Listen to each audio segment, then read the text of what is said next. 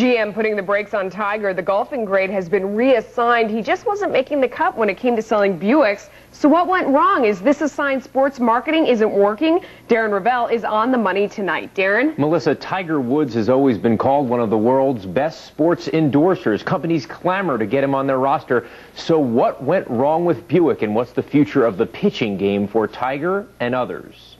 Tiger Woods is paid more than any other athlete to endorse products. He'll make $100 million this year to push Tag Heuer,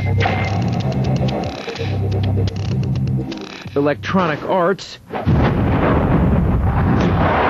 He's just smoked this one right there. Nike.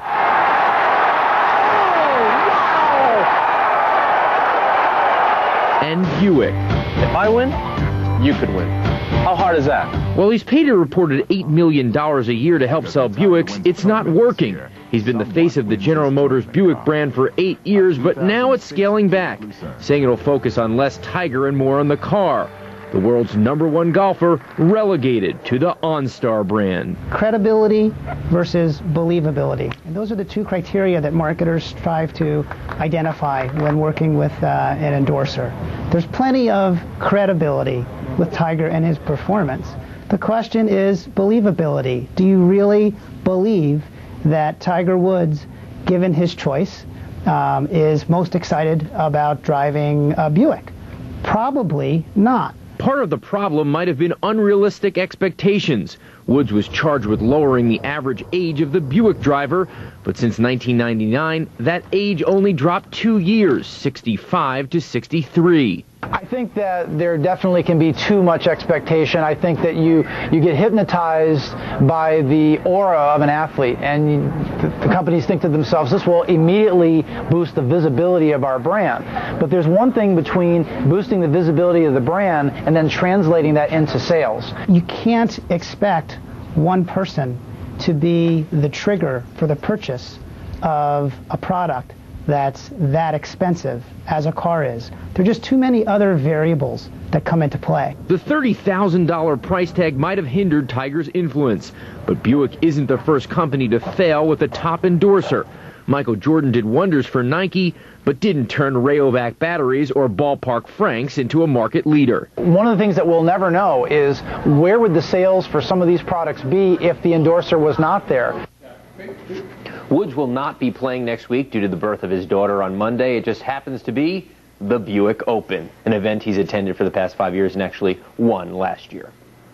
All right, our insiders are on the money of big-time sports endorsements tonight. Sports business reporter Darren Rovell is sticking with us. He's on the money, along with Bill Glenn, vice president of the marketing arm. Bill, let me start with you. I mean, on one hand, I hear Lance Armstrong is the most valuable person you can have to endorse a product, you know, like Tiger Woods, bar none. Now, Darren seems to be saying that, you know, maybe it doesn't always work. What do you say? Now, celebrity endorsement is really still an outstanding strategy for brands because, let's face it, today marketing's different. It's about engagement planning. You got to meet consumers where they live. Music, sports, film, television. And celebrity endorsement gives brands a different strategy in which to achieve that. It's very much alive. Bill, I want to play a little game with you, okay? Sure. I'm going to go through some of these brands and who's endorsing them. LeBron James, Bubblicious. Have you bought a pack of LeBron James Bubblicious gum? No, but my kids may have. Can't promise that. Okay, Cub Cadet, LeBron James and lawnmowers. You have one?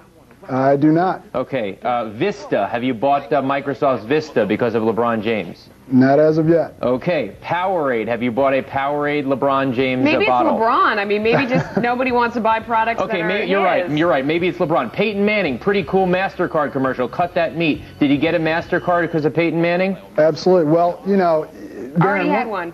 Darren, one of the things here, it's not always about the purchase, although certainly that's a huge piece of it. It's also about the brand attributes. Brands are wanting the attributes that go with the Peyton Manning and LeBron James. They're winners. I'm just arguing, Bill, that there's a lot of these things that I have not bought because of, I mean, great commercials. Gatorade, DirecTV, Reebok. I go through Lance Armstrong. I certainly didn't buy a Subaru because of them. Yeah, I like those cool little wristbands. I have a couple of those. Dasani water, haven't bought anything. Did it make me feel better about the U.S. Postal Service? Not really. So I'm thinking that it's about the brand play, yes, but there's a lot of these products that I feel people aren't buying. Well, keep in mind, too, it's also about, Darren, recall, brand exposure, and awareness. And you may not go into the store and pick up the Dasani because of a particular endorser, but you may recall it because you just saw it over the weekend in a commercial. But Bill, how will we ever know whether or not these athletes really sold the products? Because we can't really compare it to if they weren't there. Yeah, that gets back, Melissa, to the return on investment scenario. I mean, you know, the concept is simple. The math may be a little more complex, but it's taking those attributes that brands are interested in, watching how they move throughout that endorsement contract, and then tying it back to the sales lift. Is it the celebrity's fault ever? Because it seems like Michael Jordan was pretty successful.